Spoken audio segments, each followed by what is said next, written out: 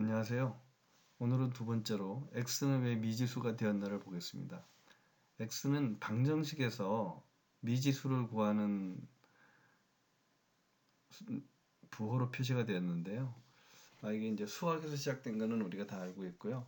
그럼 이게 언제부터 이렇게 됐는가 한번 알아보겠습니다.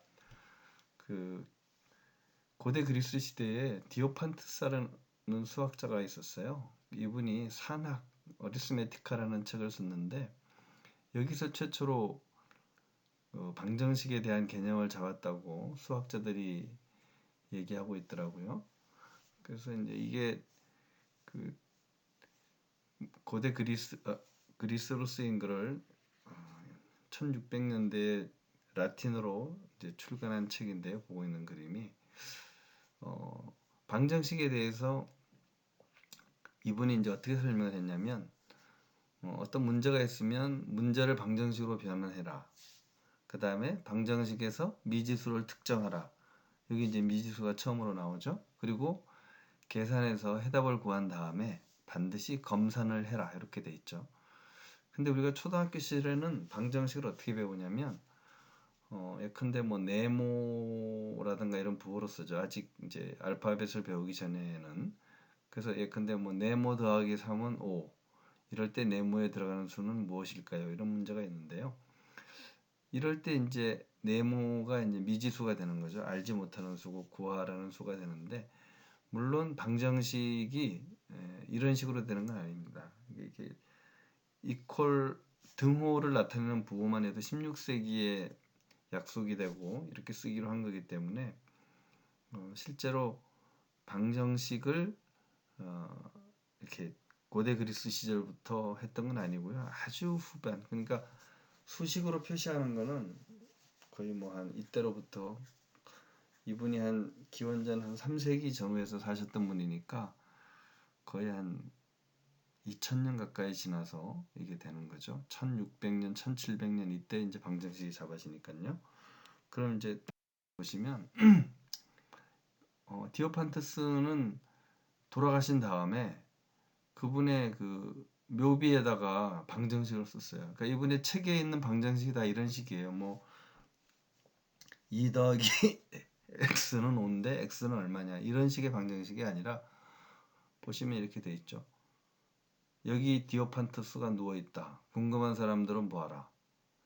대수학 기법을 통하면 이 묘비에서 그의 나이를 알 수 있을 것이다. 이게 방정식입니다. 이제 나오는 게 신의 허락으로 그는 삶의 6분의 1을 소년 시절로 보냈고 그로부터 삶의 12분의 1이 지난 뒤에는 얼굴에 수염이 자라기 시작했으며 다시 삶의 7분의 1이 지난 뒤에 결혼 생활을 시작했고 결혼 후 5년이 지나서 아들을 얻었다. 그런데 그 아들이 그만 죽었단 말이에요. 그러니까 자기 삶의 절반밖에 살지 못하는 냉혹한 운명. 그러니까 디오판토스의 삶의 절반을 얻었다는 거죠. 그러니까 아들을 얻은 뒤에 아들이 디오판토스 삶의 2분의 1을 얻었다는 거죠. 여기 앞에 방식으로 표현하면 그죠? 그러니까 아들은 디오판토스 삶의 2분의 1을 살았다. 그리고 아들이 죽은 다음에 다시 4년간 더 정수론을 연구했다. 이렇게 나와 있죠. 그러니까 이제 숫자로 나온 거는 5년하고 4년이 나왔고요. 나머지는 그 사람 삶이 몇 분의 1, 몇 분의 1이 됐다는 거죠. 여기서 우리가 구하고자 하는 미지의 값은 삶이죠, 삶. 이 사람이 삶을 몇 년을 살았는가, 이거를 이제 구하는 거죠. 옛날에는 이거를 뭐 어떤 부호로 표시하는 게 아니라 그냥 이렇게 식으로 풀어서 이걸 계산했으니까 상당히 어려웠을 텐데, 그죠? 그래서 이번에 그 이야기를 한번 우리가 방정식으로 만들어 보자고요. 그러면 이제 미지수는 결국은 삶이니까 소년 시절은 이 사람 삶의 전체의 6분의 1이 소년 시절이라고 그랬어요. 그래서 자, 삶의 6분의 1이 소년 시절이었고 이 사람 삶의 12분의 1은 청년 시절, 그러니까 뭐 수염이 이렇게 얼굴에 많이 나기 전에 시간이었고요. 그다음에 뭐 청년은 수염이 난 다음에 다시 결혼할 때까지 다시 그 사람 삶의 7분의 1이 또 지나가는 거죠. 그리고 이제 결혼을 했어요. 결혼한 다음에는 5년이라는 그냥 숫자가 지났고요. 근데 이제 아들을 낳은 거죠. 아들을 낳았는데 그 아들은 이 사람 삶의 절반을 살았습니다. 2분의 1을 산 거죠. 그리고 나서 5년을 아들이 죽고 4년을 더 연구하다가 죽었습니다. 그러니까 이 앞에 삶을 다 더하면 이게 이제 이 사람의 삶이 되는 거죠. 왜냐하면 소년, 청년, 결혼, 출산 쭈루룩 다 하면 삶이 될 테니까요. 이 사람 삶은 이렇게 5 더하기 4도 있지만 그 자기 삶의 몇 분의 뭐 1, 이 값이 다 더해지는 거죠. 자, 그렇게 되면 삶을 미지수로 두고 한번 쭉 계산해 보면 그 삶의 6분의 1, 삶의 12분의 1, 삶의 7분의 1, 그리고 숫자 5, 삶의 2분의 1, 숫자 4. 이게 다 더하면 이 사람 전체 삶이 되는 거잖아요. 그죠? 그러면 여기 있는 숫자만 왼편에 남기면 5하고 4를 더하니까 9가 되고, 삶은 요게 다 뭐 6분의 1, 12분의 1, 7분의 1, 2분의 1이니까 요거를 이쪽으로 오른쪽으로 이제 이동시켜서 계산하면 9는 삶에서 1 빼기 6분의 1 빼기 12분의 1 빼기 7분의 1 빼기 2분의 1이 되겠죠. 그죠? 그래서 요거를 이제 계산을 하니까 12하고 7이 뭐 서로 이제 공약수가 없어서 최소 공배수를 구하면 84가 나와요. 그래서 1은 84분의 84, 6분의 1은 84분의 14, 12분의 1은 84분의 7, 7분의 1은 84분의 12, 2분의 1은 84분의 24가 돼서 이걸 다 계산하면 84분의 9가 돼요. 그러니까 이걸 9분의 84를 뒤쪽으로 그러니까 곱해서 넘기면 삶이 9 곱하기 84 나누기 9가 돼서 84가 되는 거죠. 그래서 이분은 84세를 살았습니다. 그러니까 이렇게 풀었어요, 옛날에는. 그렇다고 이렇게 뭐 더하기, 그 다음에 이퀄 이런 표시가 있었던 게 아니고요. 이렇게 다 계산해서 풀었으니까 사실은 상당히 힘들었겠죠. 어쨌거나 디오판투스가 산악에서 이런 방정이고요. 이분이 이제 마지막으로 아들이 죽은 슬픔을 달래기 위해서 4년간 정수론을 연구했다 그랬잖아요. 그래서 방정식을 쭉 풀었는데 이때 했던 방정식이 여러 가지 형태가 있는데 이거를 만약에 오늘의 식으로 쓰게 되면 이런 식이 되는 거죠. A의 n승 더하기 B의 n승 이퀄 C의 n승. 그리고 이 모든 숫자는 다 정수가 되는 거예요. 그래서 n이 뭐 1에서부터 자연수로 쭉 변할 때 이걸 만족시키는 정수를 구하는 거죠. 그래서 예를 들면 n이 1일 때를 보면 n이 1이면 그냥 A의 1승이 A죠. B의 1승도 B고 C의 1승도 C니까 쉽게 말해서 A 더하기 B가 C가 되는 자연수 혹은 정수를 구하면 되는데 뭐 엄청 많죠.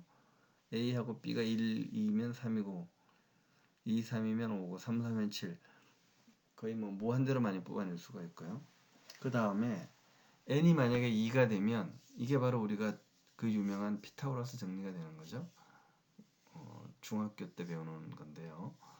그래서 피타고라스 정리를 만족시키는 거는 뭐 그 기하학으로 대비시키면 직각삼각형의 변의 길이가 되죠. 그래서 정수가 되면 3대 4대 5, 5대 12대 13 이런 식으로 우리가 이제 뭐 중학교 때 외우곤 했는데요.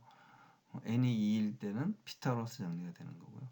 그럼 n이 3일 때는 이걸 만족시키는 정수가 없어요. a와 b가 정수일 때 여기 3이 되면 c를 만족시키는 삼성이 없는 거예요. 그러니까 3만 아니라 3 이상일 때는 그렇게 되는 거죠. 그래서 이게 뭐냐면 바로 그 유명한 페르마의 정리가 되는 겁니다. 그런데 페르마의 정리가 왜 이런 이름을 얻었는지 한번 보죠. 페르마의 정리는 아까 보신 것처럼 A의 n승 더하기 B의 n승 이퀄 C의 n승이라는 값에서 n이 3보다 크면 혹은 3이면 그러니까 3 이상이 되는 거죠. 이를 만족시키는 정수에는 없다는 겁니다. 그런데 페르마가 이거를 왜 페르마의 정리라고 하게 됐냐면 디오판투스가 맨 처음에 한 건데 그 1621년에 발간된 라틴어판 그 산학 아리스메티카를 보고 페르마가 그 앞에 피타고라스 정리 이렇게 쭉 보다가 여기서 n이 만약에 3이 되면 이거를 만족시키는 정수해가 얼마다 이런 걸 찾았으면 적어놨을 텐데 정수해가 없다고 이분이 얘기를 하셨어요. 그리고 뭐라고 그랬냐면 나는 이것을 경이로운 방법으로 증명하였으나 책의 여백이 충분하지 않아 옮기지 않는다. 그러니까 1637년에 이런 말씀을 하셨어요. 그래서 아이폰을 잠금 해제하셔야 합니다. 이걸 보고 여러 이제 뭐 재단에서 페르마의 정리를 증명하는 사람한테는 뭐 상금을 주겠다 이런 이제 상금을 여러 기관에서 내걸었죠. 그런데 오랫동안 풀지 못하다가 1994년이 되어서야 그 프린스턴 대학 교수일 거예요. 앤드류 와일즈라는 분이 그걸 증명하셨고 한국인 수학자 김민영 씨가 이거를 두 번째로 증명을 해가지고 옥스퍼드 대학 수학과 교수가 됐죠. 근데 지금 어디 그 영국의 다른 대학에 아마 더 좋은 조건으로 그 석좌 교수로 가신 걸로 알고 있습니다. 그래서 디오판트스의 산학이 페르마 그리고 뭐 앤드루 와일즈까지 이어지는 과정을 봤는데요. 여기에서 우리가 이제 바로 뭐 A, B, C 이렇게 쓰인 값들이 사실은 이게 이제 그 방정식의 미지의 수가 되는 거죠. 그래서 지금은 우리가 이렇게 표시를 했지만 이게 어떻게 해서 x로 갔는지 앞으로 계속 살펴보도록 하겠습니다. 여기까지 하겠습니다. 감사합니다.